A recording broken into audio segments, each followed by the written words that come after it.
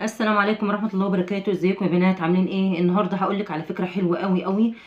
تبخري بيها شقتك او تعطري بيها الشقة بتاعتك. لو انت ما عندكيش معطر تعطري بيه الشقة. هقولك على فكرة جميلة، وكمان فكرة بتسحب الطاقة السلبية من الشقة. تصحي بقى الصبح كده تروقي شقتك كده وتبخريها بالطريقة اللي احنا هنعملها دلوقتي او تعطريها. يعني هو تبخير وتعطير بصراحة حلو قوي قوي قوي في التعطير. لو انت بقى مش موجود عندك اي معطر هتعطري شقتك كده بطريقة حلوة جدا جدا وسهلة، ومكوناتها عندك في المطبخ. تعالوا نشوف الفكرة. بصوا، فكرتنا في البرتقانة.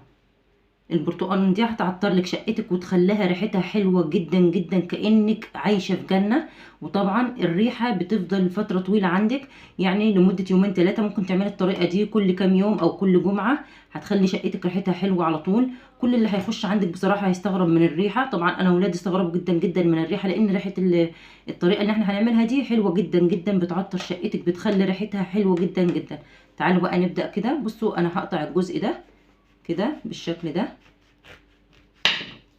كده. شايفين بقى الجزء اللي جوه ده؟ انا هبدا اشيله، هبدا كده اقوره واشيله. بصوا هفضي بقى ده كده. انا عايزه القشر، عايزه القشره من بره، مش عايزه اللي جوه ده خالص. هفضيها خالص خالص من جوه عشان اللي جوه ده كده كله. طبعا ده هتاكليه مش هترميه خساره، او تعمليه عصير بقى.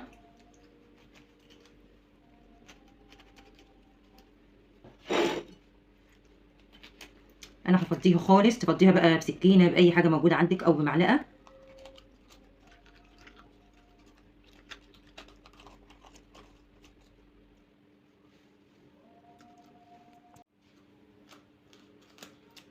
بصوا معلقه احسن، افضل اهي.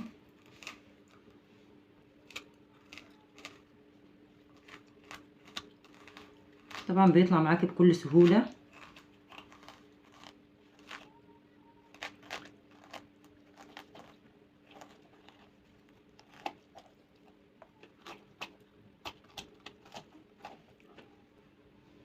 بصوا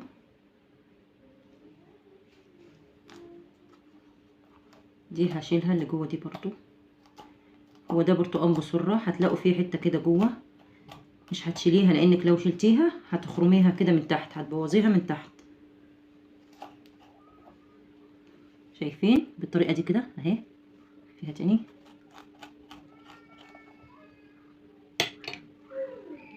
كده نطفت تماما اهي. تعالوا بقى اقول لكم كده تعملوا فيها ايه.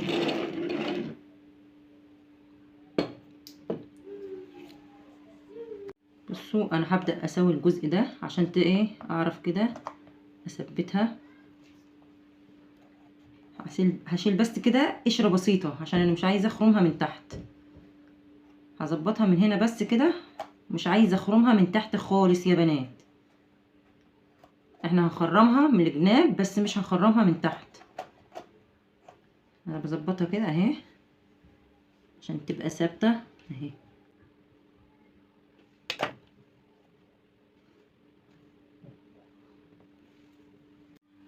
تعالوا بقى كده نكمل الفكره بتاعتنا. بصوا ده قمع هنخرم بيه، بصوا اهو.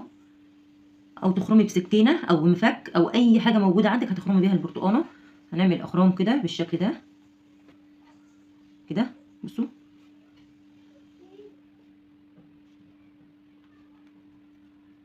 بالراحه بس عشان ما تتقطعش كده.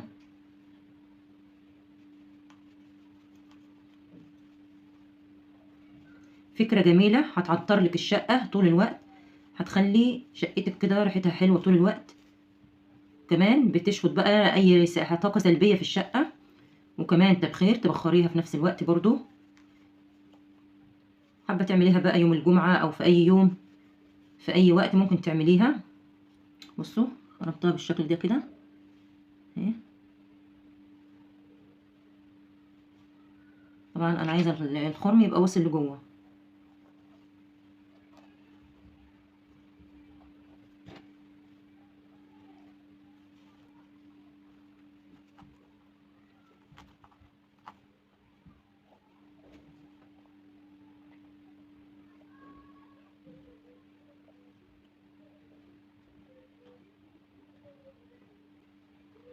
بس كده كفايه اهو.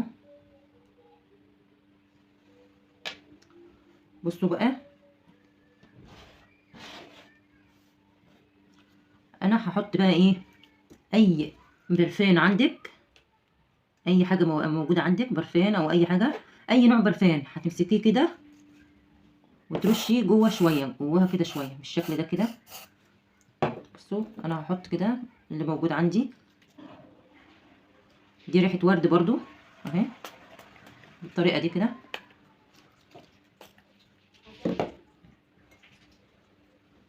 بصوا بقى، هنحط ورق لوري، الورق ده بقى هيسحب لك اي طاقه سلبيه موجوده في شقتك.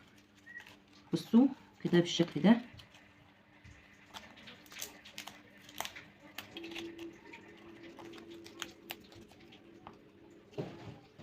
كده.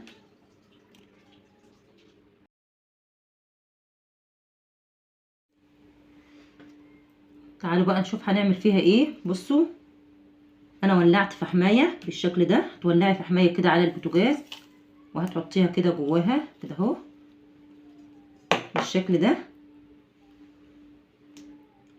هتيجي بقى اي زيت عطري موجود عندك هتستعمليه، اي نوع زيت عطري موجود عندك هتستعمليه. انا عندي كده اللي هو زيت فاتيكا ده، اي نوع زيت موجود عندك، بس لازم تستعملي زيت. لو استعملت زيت هيبقى الدخنه بتاعتها كده ضعيفه، مش هتعرفي تبخري بيها شقتك، وكمان مش هتديكي ريحه حلوه برضو. بصوا هنحط نقطه كده من الزيت بالشكل ده. واو، انت بقى بالطريقه دي هتلفي بها كده في شقتك، في كل اركان شقتك. بصوا دي كمان هخرمها كده بالشكل ده كده. طبعا هي هتاخد معاكي وقت طويل، تاخد معاكي وقت طويل شغاله كده بالشكل ده. بصوا كده.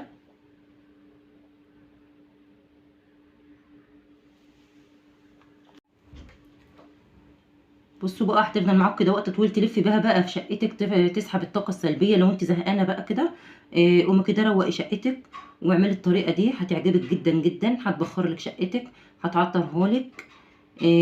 طبعا مش هتفتحي بقى شبابيك ولا بوب ولا اي حاجه، الجو برد دلوقتي.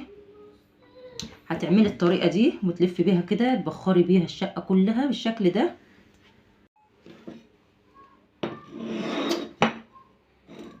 بصوا اهي، والله العظيم ريحتها تحفه، وكمان هتاخد وقت طويل عبال ما تنطفي.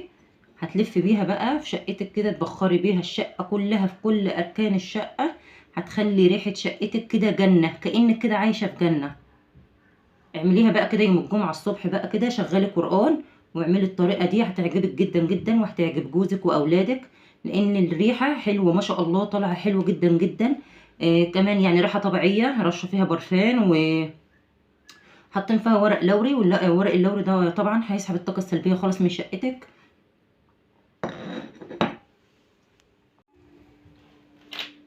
يلا بقى، لو عجبك الفيديو ادعميني بلايك، ولو مشتركتيش نوريني باشتراكك كده. يا ريت الفيديو ده تشيروه يا بنات، عشان كل اللي ما شافوش يشوفوا، ويوصل كده لاكبر كم من الاعداد. وده كان فيديو النهارده، والسلام عليكم ورحمه الله وبركاته.